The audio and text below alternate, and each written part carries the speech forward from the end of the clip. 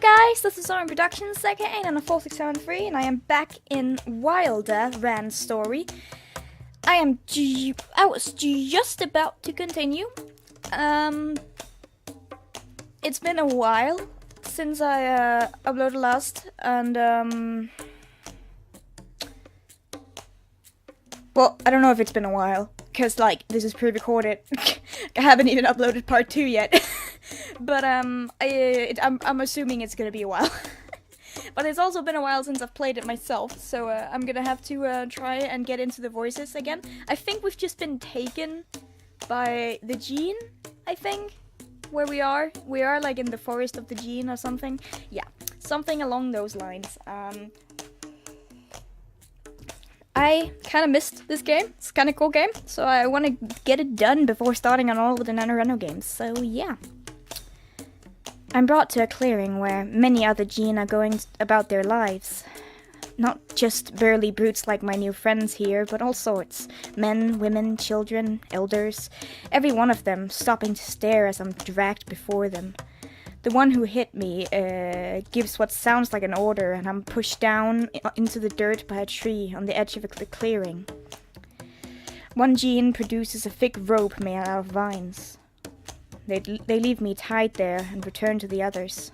The scarred man, who I now must be the chief of his tribe, jerks his head and disappears into a small hut.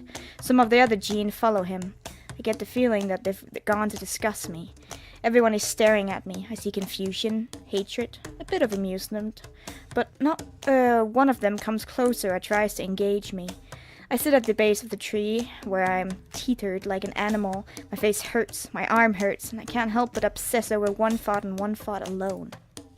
How long do I have to live? It's dark by the time they re-emerge from the hut. Stop writing me! This event happens to coincide with another, the return of what seems to be a hunting party. A procession of Jinn come carrying 2 large boar carcasses. There we go. I am utterly forgotten as the entire clearing sets about preparing dinner. A little later, everyone sits around the fire where the boars are roasting. As they eat and talk and pass food and drink between them, I can't help but be struck by how human it all is. The stories I'd heard made wild Genes sound like animals living out here in the wilderness like wolves or bears, but this is a true community. When slavers from Sia come up here for new stock, is this where they're ripping them from? Their family? Suddenly the atmosphere changes. Every Gene stops, turning to look over at the tree, almost as one. I squint, trying to see what they can see. It can't be. Rand steps into the clearing, and I feel new hope swelling inside me. He's not gonna save you. He hates you. I'm sorry, darling.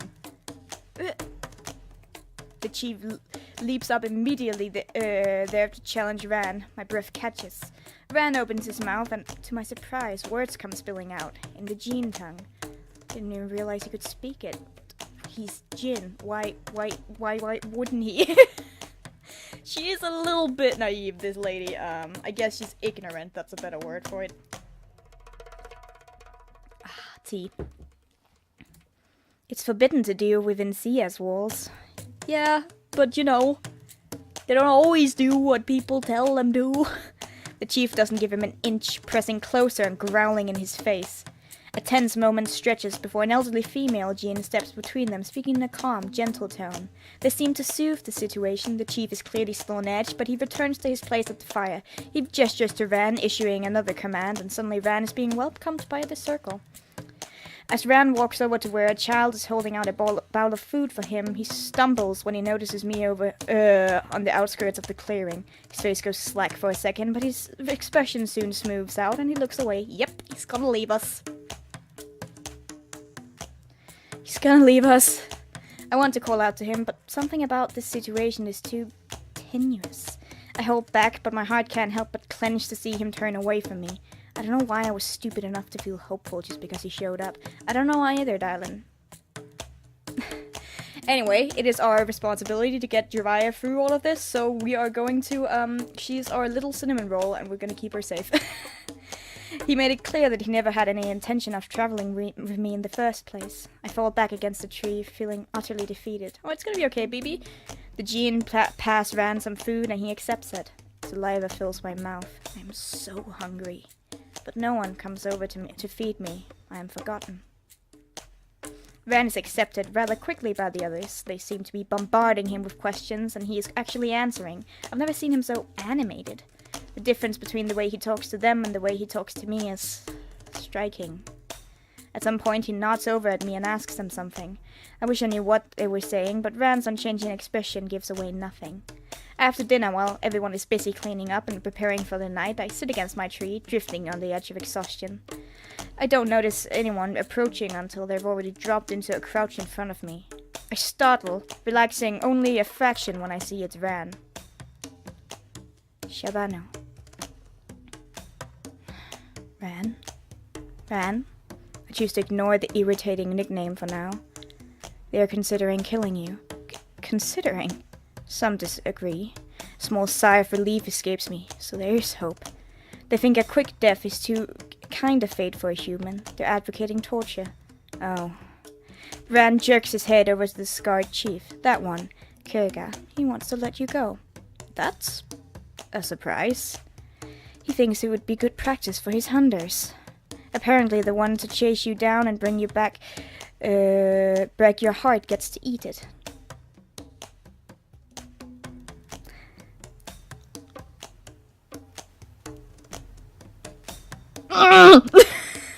The thing is, he is a jerk. I understand why, but literally, we have done nothing wrong. The main character has been born into this life. She has been taught nothing but the fact that slaves are the only way, and even then, she doesn't like it. I've made her not like it. My choices are like, she's an empathetic person after what I've chosen, and so it's not really her fault. Like, I understand he needs to have someone to be angry at because of the slavery, but like, you cannot blame her. She literally does not know better. And I know that's a bad argument, but at least she tries. But anyway, it's really hard because as much as I want to go Ren is a jerk, it is true. If someone is gonna save us, it's gonna be Ren.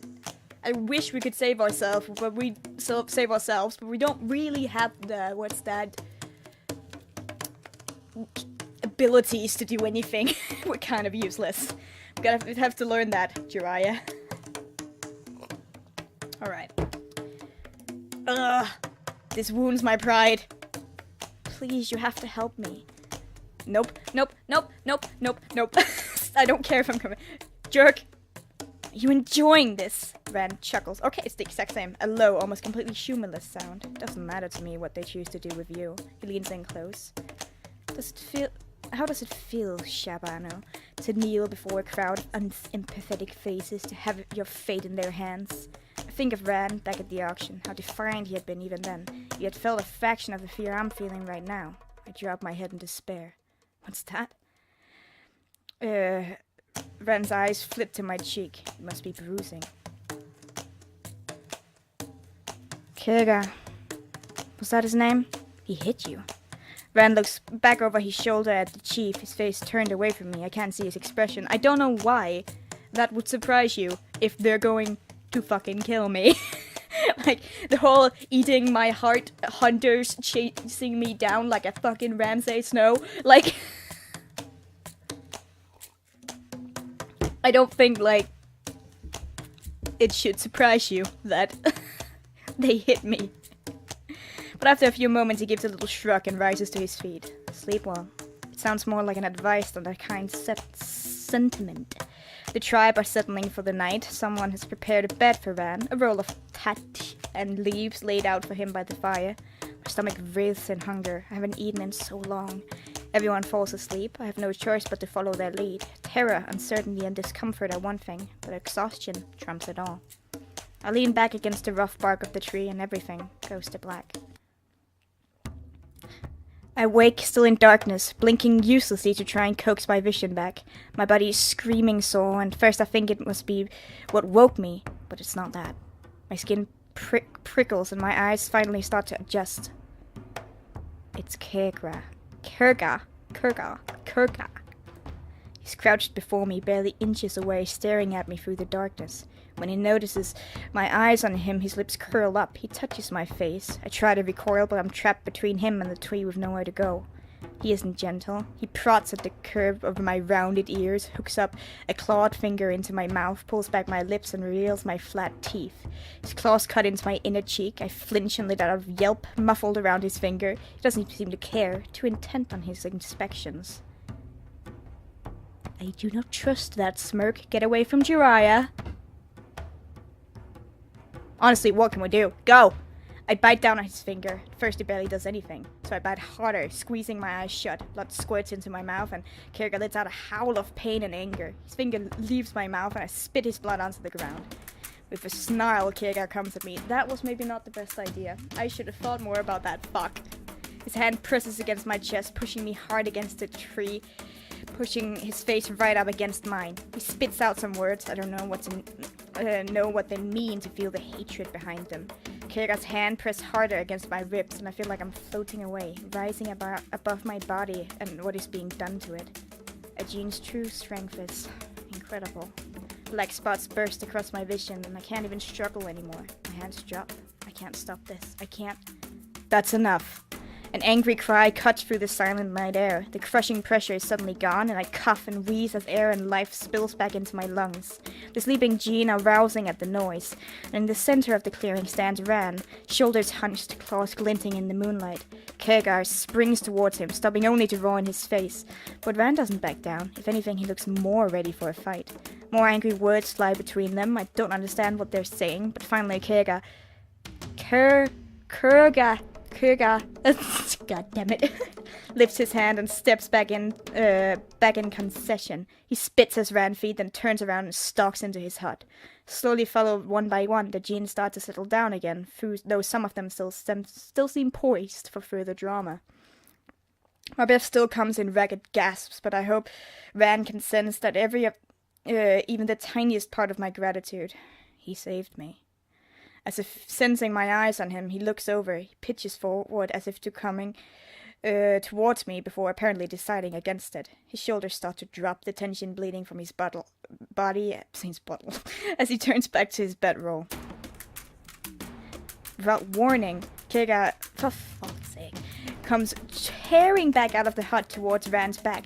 Ran! But Ran is already spinning, his claws slashing through the air. Those claws were violent blunted mere days ago, but now they've already grown into small, sharp points. Kurga stumbles past him and puts his hand to his throat, blood beginning to spill between his fingers. Suddenly, the entire camp is on its feet. They watch, wide-eyed, but otherwise do nothing to help their chief. I get the feeling that this is some kind of unspoken gene thing I don't understand. I think Ran might have accidentally challenged Kurga's leadership, and now it's up to the two of them to resolve it. Yeah, man.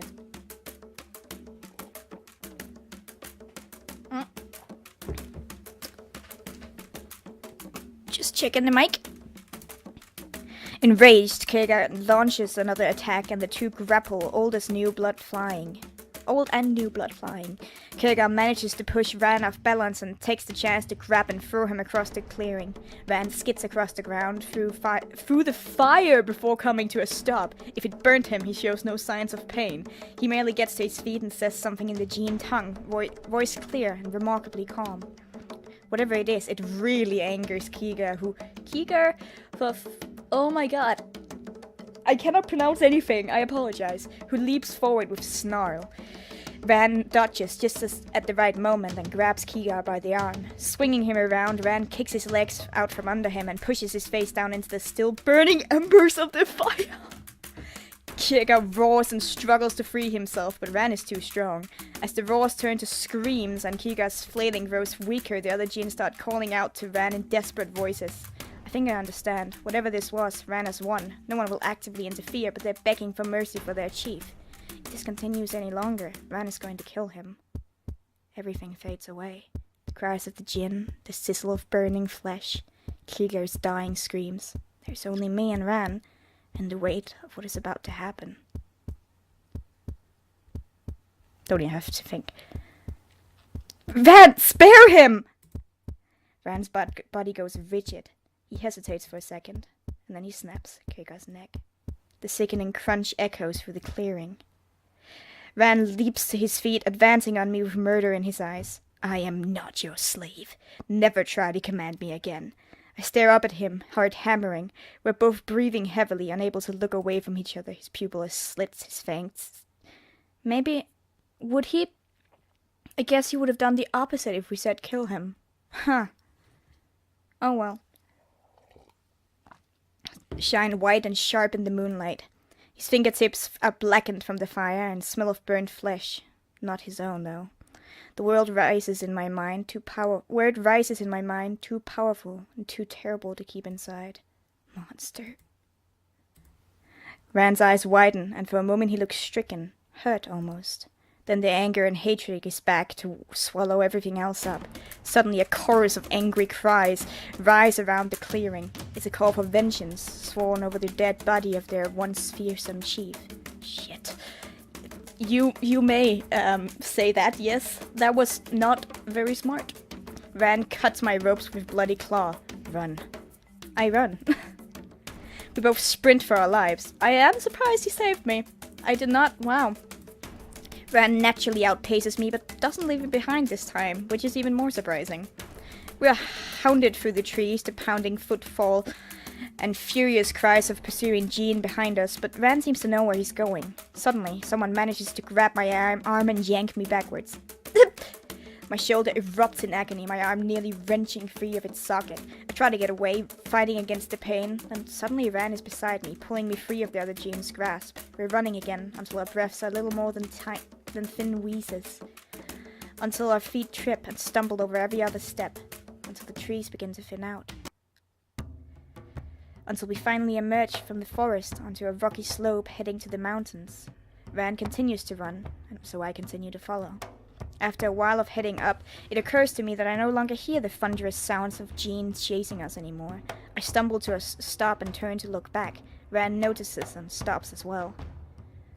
They won't follow us up here. All Hill Jean know that the knives are cursed. I remember reading about the knives. The book described them as a treacherous mountain range. Even without some curse, they were scary enough. Down in the darkness of the trees, I can see the glinting eyes of many Jinn watching us, as Rand turns and continues to head upwards. He got away. Now it's about time that relief should be flooding my body. Instead, I just have a churning in my stomach. Murderous Jinn were bad, but somehow a cursed, treacherous mountain isn't a whole lot more comforting. Rand notices my hesitation. He doesn't stop walking. For a moment, I wonder if he's leaving me behind again, but then he glances back over his shoulders. Stay here and die, or follow me and live. With one last look down to where we came from, I make my choice. I choose to live. Good choice, Jiraiya.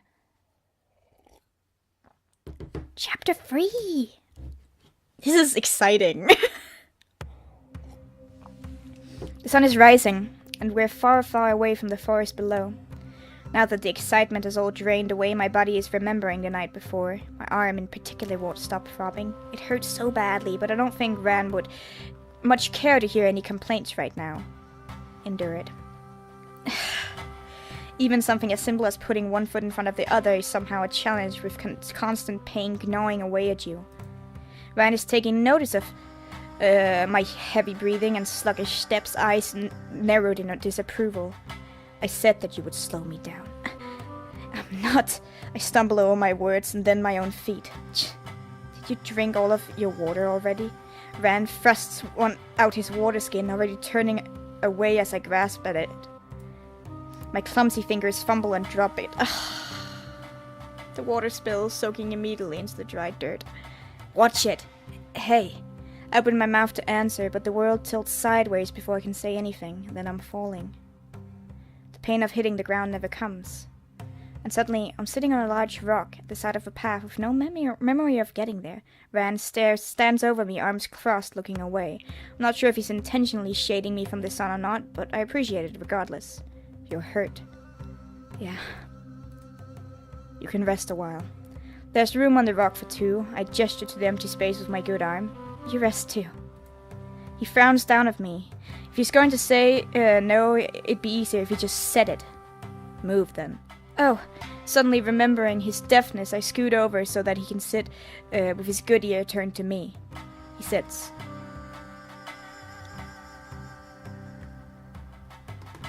It's probably gonna be a story, I'm safe scumming by the way, about slavery, and he's gonna be real angry, but I'm curious. So, the ear? It was a gift from the man who sold me to you. A most generous man. Why? Who knows? Probably gave him a look he didn't like. I don't remember.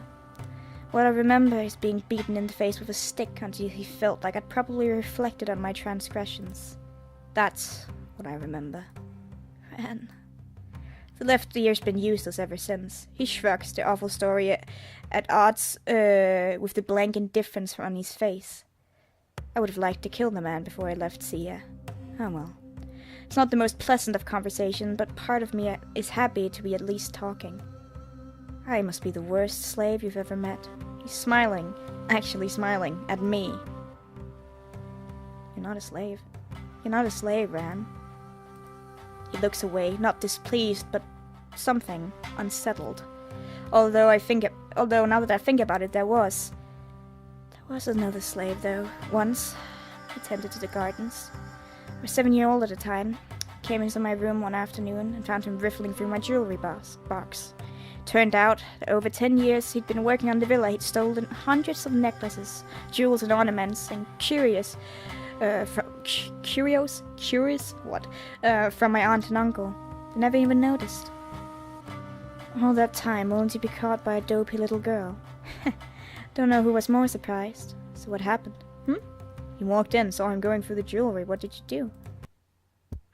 Rand's red eyes are sharp and penetrating as always. I'm not saying anything. I should be saying something, but I'm not. I never should have started telling this story.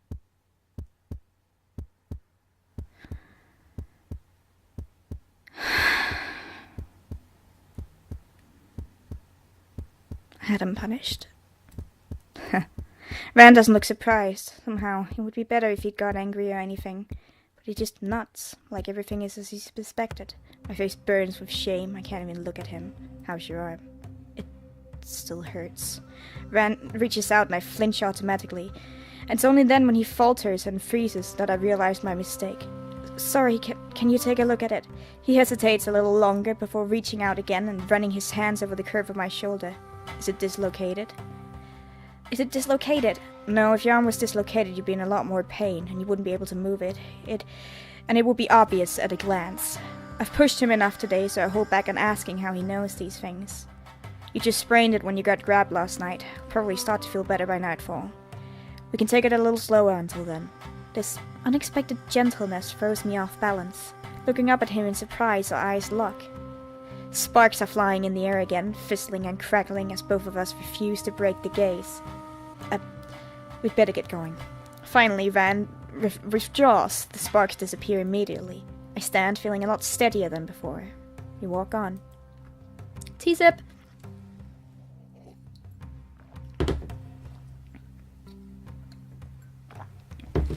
I gotta check the mic. Yes. We walk until it gets dark, then spend the night beneath some trees a little way off the path. Van disappears for a while and returns with a freshly hunted hare and a handful of red berries that he assures me are safe to eat. I cook our meager meal on a small, pathetic but marginally functioning campfire that I managed to build while he was off chasing the wildlife. While we eat.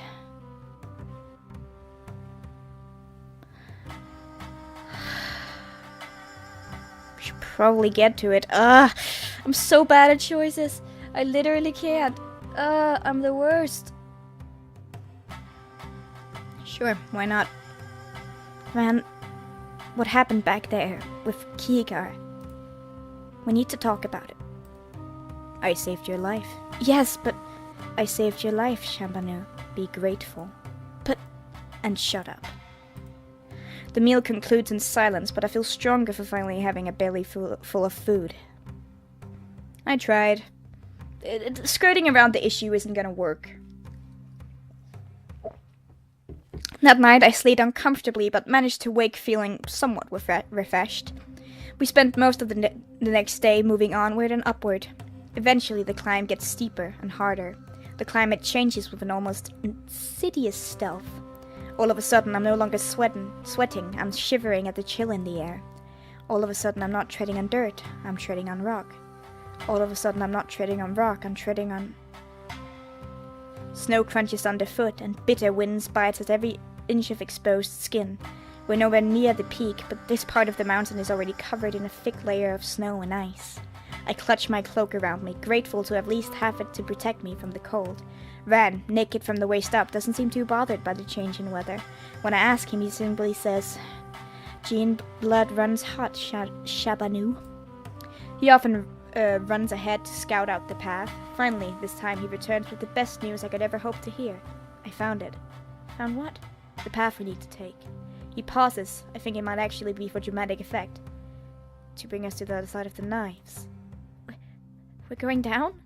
Ran nods, the faintest of hint of a smile curling at his lips. Oh, thank the gods. I'm so happy the first few seconds I don't even notice the sounds echoing around the air. Ran, however, goes rigid. His fingers clamp around my arm, and suddenly I'm being dragged behind a rock and pushed into the snow. He probably has a reason. I follow Ran's lead and let myself be manhandled.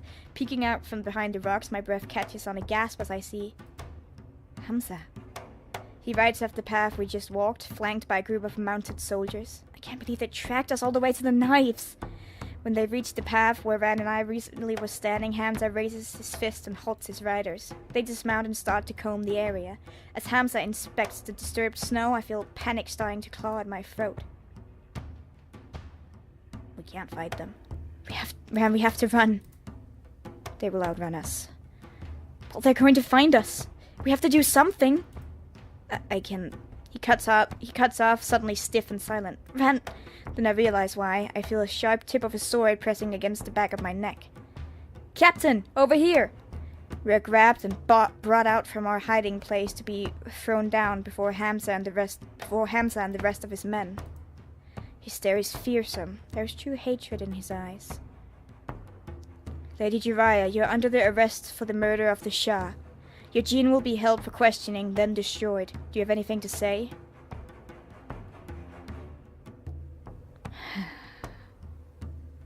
Rand didn't do anything. He's innocent. I feel Rand's eyes on me, but I don't look away from Hamza's hard, unmoved face. While he was just a tool, Yajin has shown his true colors as an untamable animal. He is a broken thing. Hamza signals to the men to get back on their horses. As a soldier comes to drag me to my feet, Rand stops me with a word. Wait. Silence, Jin. You'll have your chance to answer question once we're back in Sia. I don't want to go to Sia. Just kill me here. I'll tell you everything now, so just kill me here. Ran.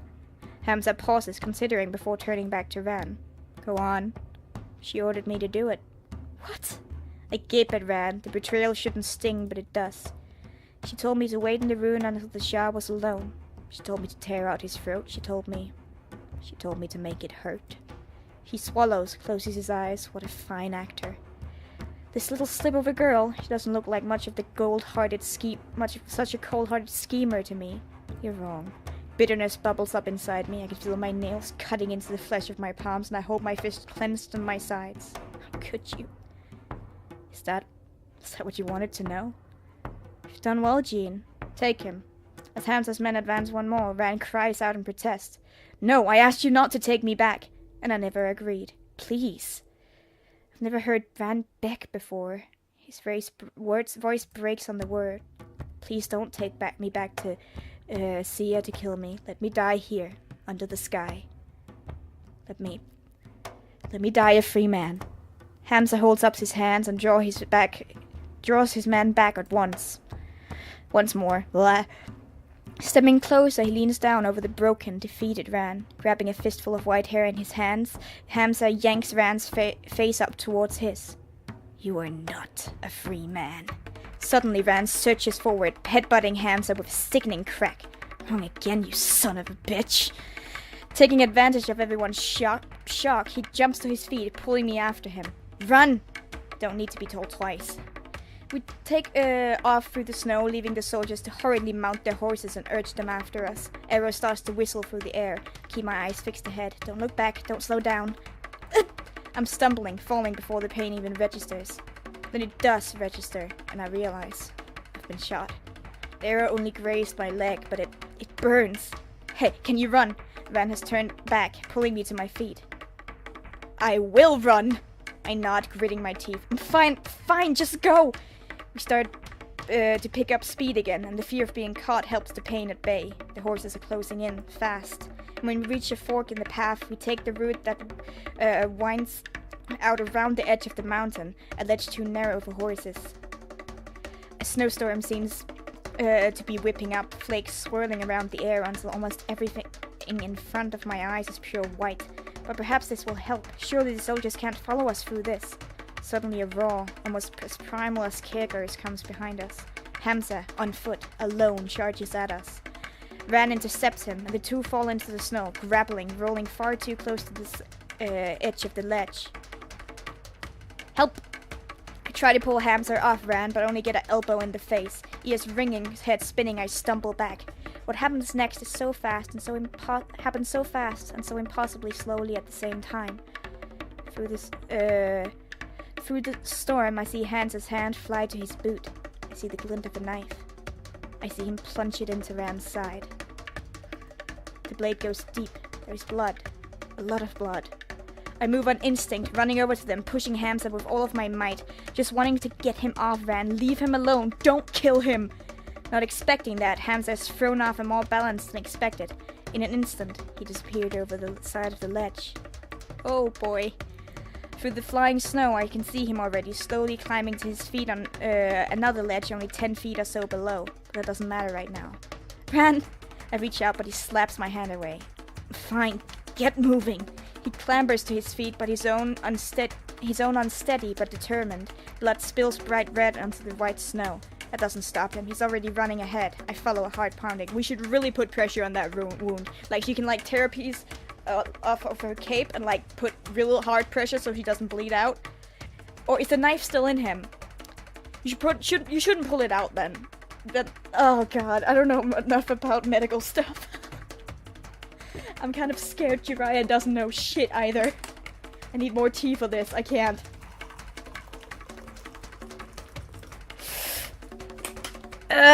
God. Alright, let's do this. Tea sip. He's already running ahead. I follow a heart pounding. As we come to the end of the narrow ledge, making it back to a safer path, Ran suddenly stumbles, falling to his knees. This time, when I pull him out and put his arm around my shoulder, he lets me, not even flinching at the contact. More than anything, this terrifies me. Just hold on! We struggle through the snowstorm. Just when my strength and hope begins to abandon me, a miracle appears before us. A cave. As I help Ran in the last of his strength gives out, he collapses. Ran! Ran! He doesn't stir. I can't wake him. I can't even bear to look at his wound. But you gotta! Everything is too raw, too real. You gotta, Jiraiya! All I can do is huddle against his cold body, shivering, terrified, and hoping against hope that no one will find us here. You gotta dress his wound! Jiraiya! Clean and dress it! Well, you don't really have anything to clean it with, so... Pressing my face into Ran's shoulder, I whisper a small, desperate prayer. Please, gods, let us be safe. Prayers aren't gonna help!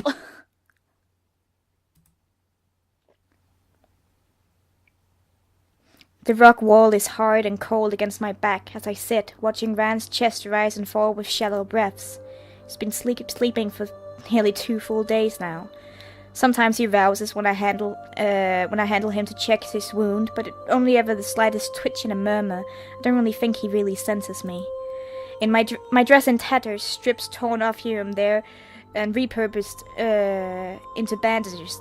Good! He needs them more than we do.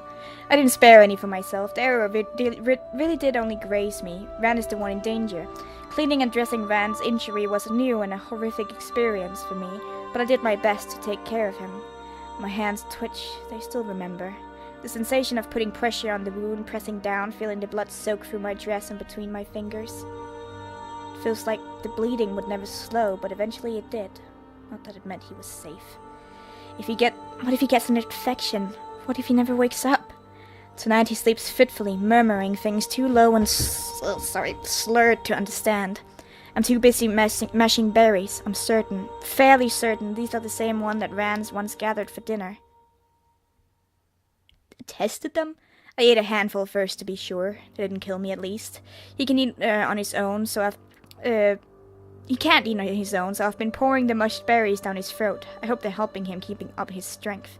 Ran, dinner time. I lift his head and he stirs just long enough to swallow the red paste. I'm not surprised when he falls back into unconsciousness nearly immediately after. His face softens, loosens its scowl. He looks so different when he's asleep. Asleep. And possibly dying. No. He's going to be fine. He is. Some days later, I'm out foraging again. One question.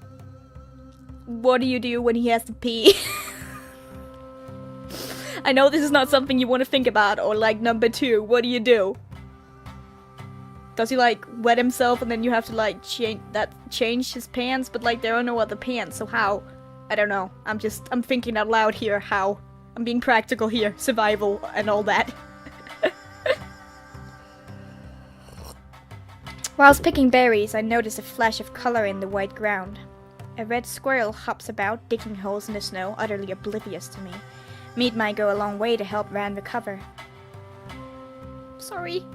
Survival of the fittest? Well, not really. Well, yeah, I guess it's not really survival of the fittest, because survival of the fittest isn't really about strength, it's more about being adaptable, but you know. Moving silent as a predator, which I suppose I am, I move closer to the squirrel. Only a few feet away, I pounce. The squirrel runs, it gets away. I follow my backside in the snow. The very picture of failure. At least you tried, darling. Returning to the cave in low spirits and only a small haul of berries, I'm in for a nasty shock. Oh, no, the fire has gone out. I let the fire go out.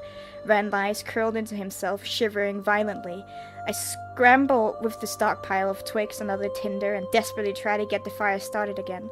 Finally, after feels like an eternity, I succeed. My hands are scraped raw with the effort. I check Rand's side and let out a sigh of relief. At least his shivering didn't reopen the wound. It's good news. At least it's not bad news. But why do I have to fight the overwhelming urge to cry? And you have to get better. I really don't want him to die. Please, you can't die. I don't want you to die. That night I'm sleeping when a noise rouses me. It's Rand. He's tossing and turning, whimpering, growling. Apparently in the middle of a nightmare. His thrashing is so bad this time he might actually rip open his wound. Shh. It's okay. You're okay. I try to calm him, but it has no effect. I put my hand on his face, pressing my palm into his cheek, whispering softly, Ran, shh. He continues to wither and whimper. I don't know what to do.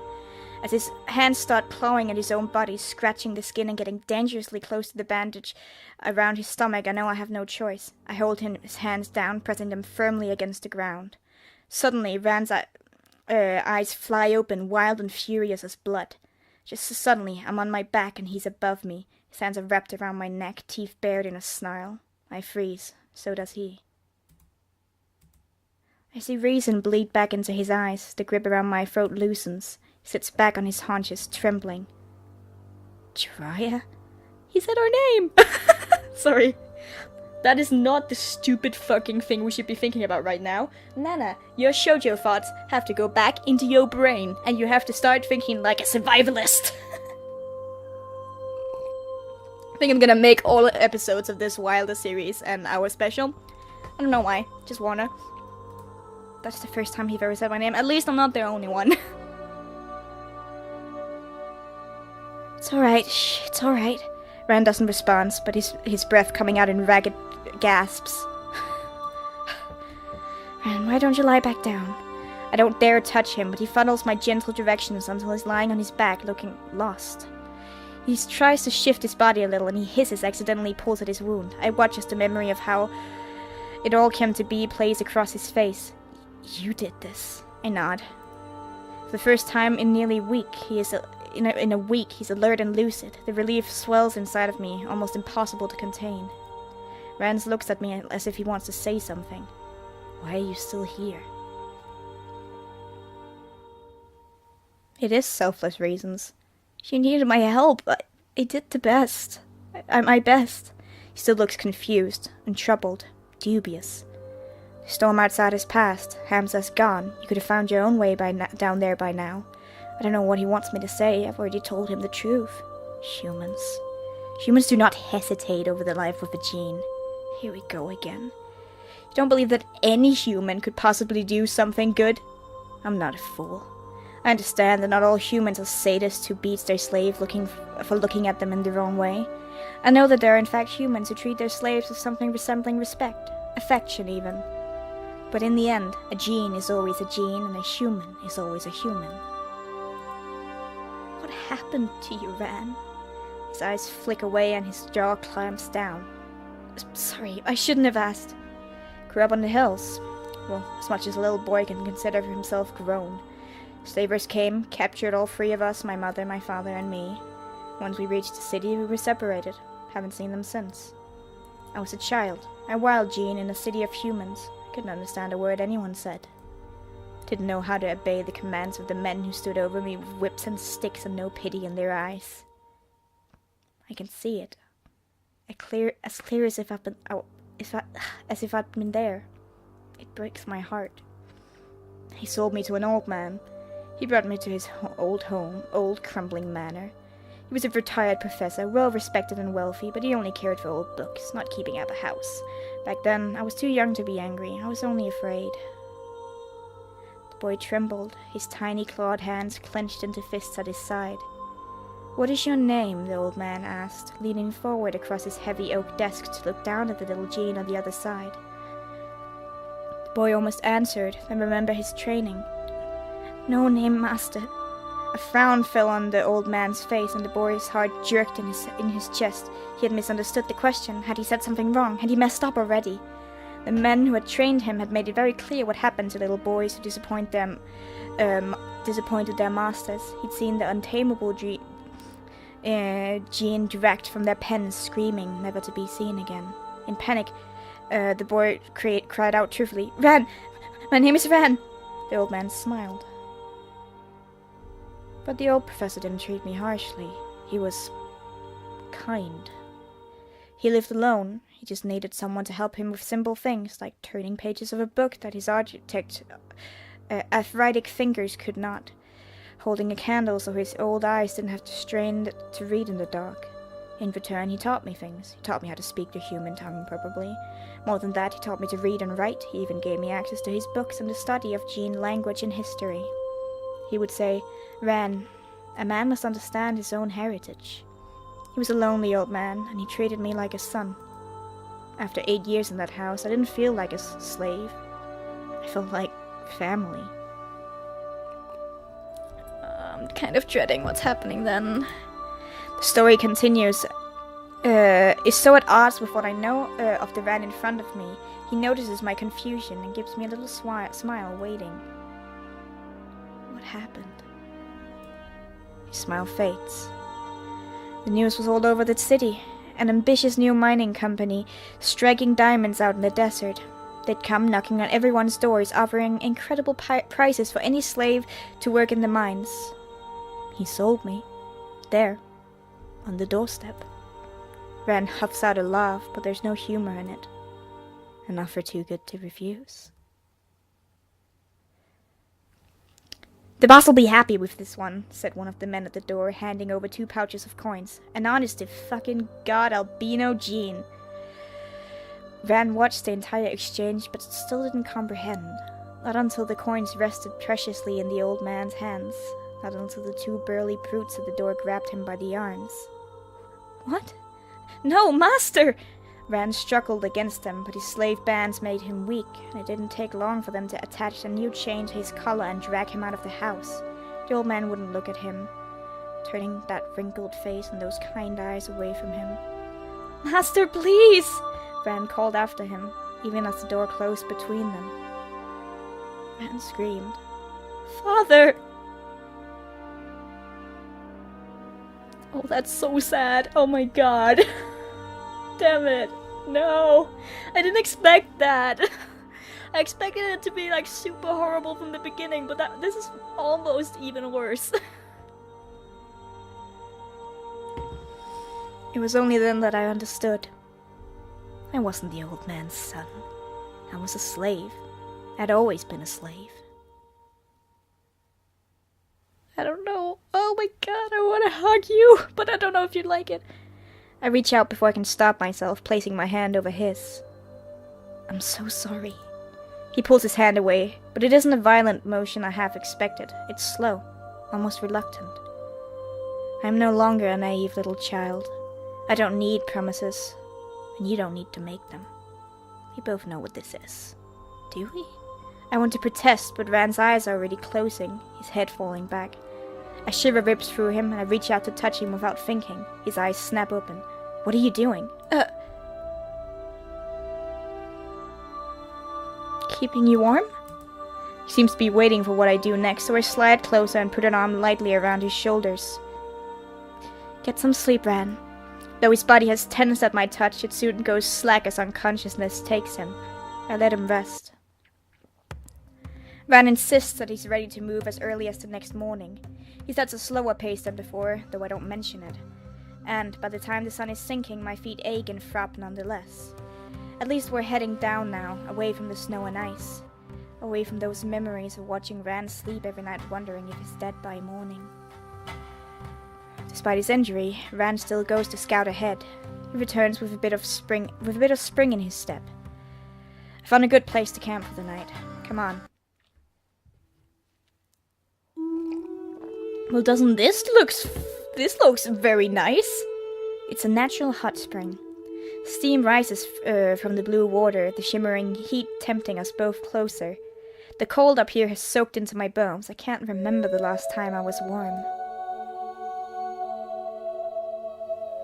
This is a nice track. Sorry, just closed my eyes and I got all wow, I love this track. I take a step closer, then another, then I stop. It would be good for Rand to soak in the water for a while.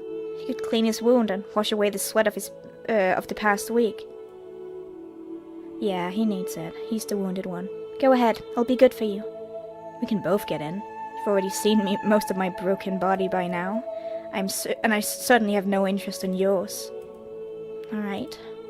Rand makes no move to get undressed, looking at me to see what I do. It feels like a challenge. Ha! Taking up the challenge, I start peeling off my clothes, first the cloak, then the dress, then everything else until the small clothes. Rand continues to watch, and I think it's not just my heart that is pounding. Hesitating for only a moment, I go for it. Slipping out of the last of my clothes, I stand naked before him. Rand swallows and finally look away. So, I win? Win what? His voice is weak. I sink down into the water, almost too hot, but I can't stop myself. Rand quickly loses his own clothes and sinks into the spring. For him, it's a slower, more painful experience. I offer help, but it's quickly rejected. Finally, we sit at the opposite end of the spring, each doing our best to ignore the other's presence. To be honest, it isn't hard. The water is heavenly, a perfect distraction. I wash every inch of myself, taking extra time to tease the grime and knots out of my hair. Once I'm clean and warm and comfortable, I can't help but take notice of Rand on the other side. He actually looks relaxed. Having already tended to his wound, he's now simply soaking up in the warm water. He closes his eyes, tilts his head back, and sinks down up to his ears. He has never looked so open and content. Can't help but be a little transfixed. Suddenly, those red eyes open, looking right at me. I startle and panic. My head comes up to comb through my hair as if I'd been busy the whole time, and most definitely not looking. It actually feels good. My hair is silky and untangled for the first time in a long time, and I actually lose myself in enjoying the feeling. When I finally risk a glance back at Rand, this time he is the one who stares and looks away. Is it just my imagination, or is there a faint red tinge to his ears? Oh, it's his entire face, darling. How's your wound? Fine. What a ridiculously manly answer! I can't help but laugh. What a ridiculously manly answer. It's true. He rises a little from the water, and for the first time since he regained consciousness, I get to properly look at his injury. See? I said it's fine. It's not quite fine, but it's much, much better than last time I saw it. Transfixed, I can't help gliding closer through the water. Incredible! Jean healed fast. Remember Shan Banu? I moved closer. Does it still hurt? A little, not really. I probably should ask. May I touch it? Rand swallows. Yes. His skin is warm and alive beneath my fingertips. The wound is nearly healed, and Rand's pulse beats strong. Incredible, you're incredible. You don't need to keep saying it. His skin grows even warmer beneath my hand. Finally, I draw back before he bristles too much under all of the attention. I know I've been... Oh god! Oh no! Oh god, I dropped the mic. I'm sorry if that was very painful to you guys. If you're wearing headphones. Way to ruin the romantic moment. I'm just gonna say this right now. This scene, this, like, entire atmosphere of the scene with the music in the background and dialogue, this is perfect. I am in love with this. This is so good. Holy shit. I know I've indulged too long when I start to feel a little lightheaded from the heat. I'm getting out. Rand barely acknowledges me. I plant my palms on the rocky edge of the spring and go to pull myself out. Seems I must be more dizzy than I thought. My hands slip and I fall back into the water. Oh, oops. Trying again, this time I feel a little weak, this time I feel even weaker when I try to lift myself out. And a flash Rand is behind me, steadying my back, as I try to keep myself above the water. Thank you. Takes my elbow and helps me lift it up. I slip again, twisting in his arms, and suddenly he's no longer lifting me, he's holding me. He looks down at me, skin slick, rubbing against mine. Suddenly, the sparks from before are everywhere, brighter than anything, but the look in Rand's eyes, louder than anything, but brighter than anything, but the look in Rand's eyes, louder than anything but his ragged breaths. I want to kiss him. You shouldn't. He's not ready for it. He just isn't, darling. I tilt my face up, knowing it's what I want, but what does Rand want?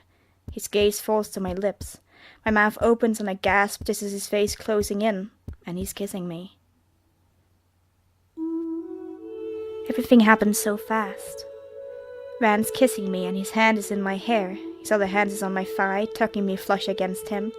His tongue ravages my mouth and I struggle to keep up, pulling him closer by the back of the head. As his hand drops to slide between our bodies, I know this is it. This is the moment. What a pretty CG, first of all, but we haven't seen her before, but like, we look super cool. I wish like the main character had a real like sprite. Her hair is really cute. Anyway.